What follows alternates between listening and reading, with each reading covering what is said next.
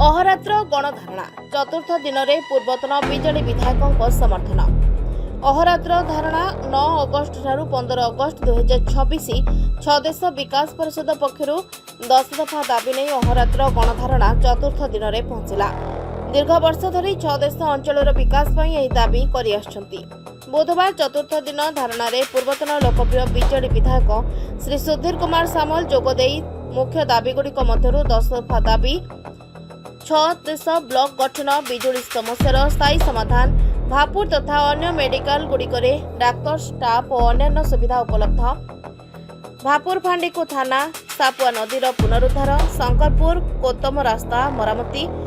भत्ताधारी भत्ता टंका तुरंत जोगाण, उपयुक्त हिताधिकारी आवास गृह जोगाण, दमकल केन्द्र,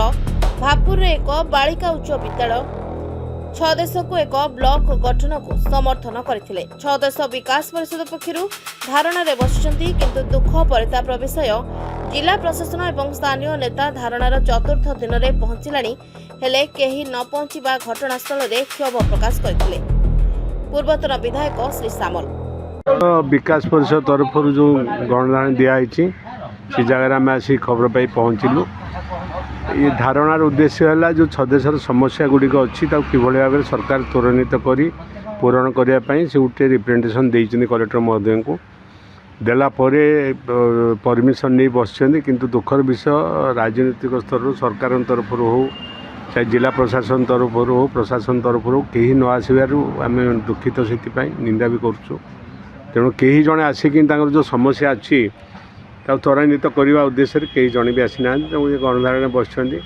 सापुआ नदी ठू आरंभ कर थाना ठू आरंभ कर दमकल ऑफिस ठू आरंभ कर स्वास्थ्य ठू आरंभ कर चाषी समस्या आरंभ विभिन्न समस्या छदेश अच्छी। तेणु जो समस्या गुड़िक अच्छी ये हूँ सदर ब्लॉक और ओडापड़ा ब्लॉकर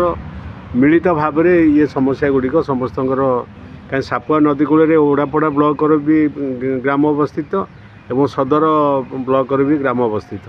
तेणु समस्त मिलित उद्देश्य ये कार्यक्रम हो तेणु आम आपण मानकर माध्यम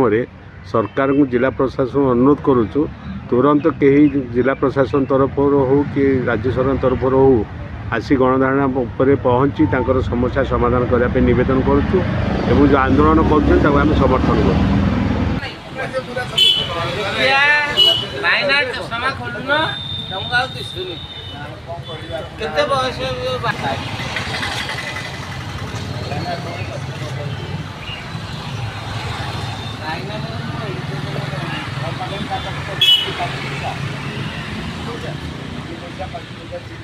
अच्छी भाई ना अच्छी मो पाखे अच्छी मो पाखे पुराना कालिया घर आम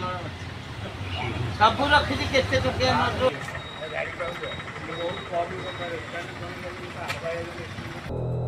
ढेंकानाल जिलूर गोकुलानंद बेहरा रिपोर्ट प्रतीक्षा न्यूज।